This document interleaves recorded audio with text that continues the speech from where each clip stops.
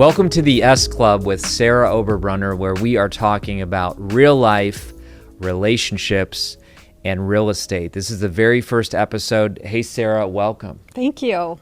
So I know that we're doing a little bit of switching roles, where in this first episode, I'm interviewing you. But I would love for the audience to know, what is the why behind the S Club? Yeah, I've been really blessed in life, and I'm at the point now where I have the bandwidth to be able to give back. Awesome. So that's what I want to do with this podcast. Awesome. And I know you've given back to the community, to your clients. What brings you kind of the joy? Why do you want to give back?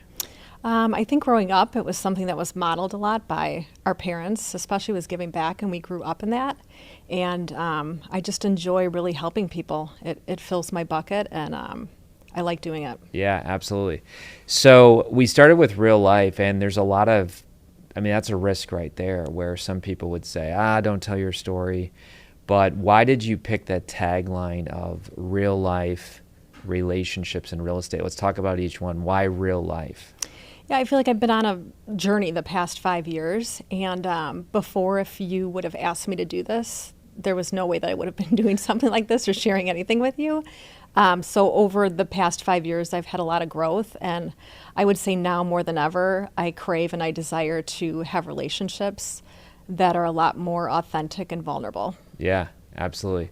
And then you are an expert at real estate. That's where a lot of people might know you from, or those that are getting to know you. But how long have you been in the real estate business? I got licensed back in 2003. So for about 21 years, I've been in the real estate industry full-time since 2014. Yeah, and I've seen your growth curve, and it's been really cool. So that even took a jump from you to go Victoria's Secret, which was your real background in sales at Victoria's Secret? Yeah, I had been with that company for 15 years. So I remember you and I having conversations a couple years before I exited that I did want to make the jump, but the fear for me was leaving the stability of a full-time job where I had consistent pay and benefits and going into a career that was 100% commission. Right. I feel like that's a theme, though, right now with the world in general. That, we even met your friend before we came here who is a makeup artist, and she essentially said her leap was scary too. But I feel like that's really what this podcast is going to be about. It's going to be about you in the first few episodes talking about the S Club, but then you are going to bring on guests. And some of those guests, the theme is them kind of stepping out and maybe taking a risk in life or business. Why do you think most people are scared to do that? I think it requires you to come outside of your comfort zone. And I don't know if you remember this, but you and I had a conversation when I was ready to leave. And you had said to me, when I was asking you about just, your advice and thoughts on leaving and how you transitioned out. And you had said to me, if you were to look back 5 years from today, would you regret not saying yes to this decision? And for me, that was everything. I knew then that it would be something that I would regret. So almost my fear of realizing what I would lose caused me to say yes. Gotcha. Yeah, I love the quote that says all transformation or growth happens on the other side of risk.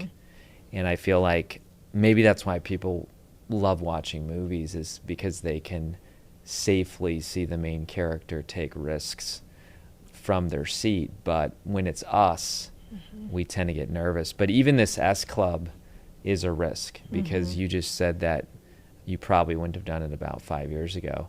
I love the fact that you're willing to impact more people. What is the S Club? I know we're going to get into it over the next few episodes, but didn't you say that you took the loyalty concept from Victoria's Secret and kind of said, I want to build that into my own company? Yeah, I would say a lot of what I do in my business today came from my time at Victoria's Secret. So when I started at Victoria's Secret, it was in the late 1990s.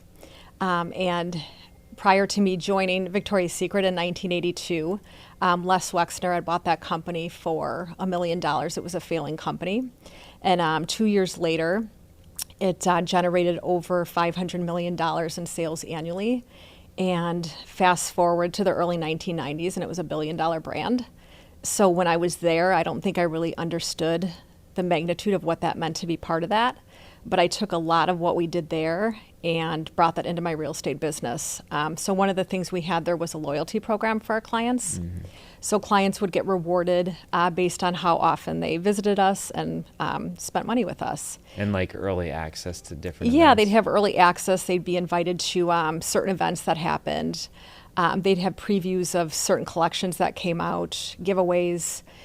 So when I thought of how Victoria's Secret had built their brand loyalty, I really wanted to give back to my clients who have been loyal over the past 10 years for me and create a program that rewarded them for loyalty. And when we do events, I get to spend more time with them. So that's also fulfilling for me. That's cool. Well, I love it. And what about the relationship? So you have real life, you have relationships, real estate. What is the relationship part of it? I would say everything I do is relationship based in my business. So I focus on just building and connecting with my clients on a deeper level.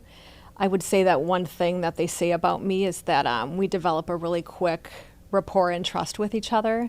And I feel like that's what makes clients coming back to me. Yeah. So you have a growing business, but most are repeat customers. Correct. I would say about 95% is referral and past client business. And then the other 5% would be referrals from other agents. Very cool. Mm-hmm. Okay. And S Club itself is essentially a unique thing that you created for your clients. And just like you said with Victoria's Secret, they get access to special events. They get what? It's a group of private clients that you kind of have? Yeah, it's by invite only, and I rolled it out in 2024. We officially started, so we do different events for clients throughout the year. So far this year, we've done like a vision board event that we did. I did like a wine and pizza date night for Valentine's Day. We have a wine and cheese tasting event coming up. I know you did that like photo shoot with families. Yeah, that's in the fall. One thing I'm really excited about is the diamond level, which would be the top level in the group.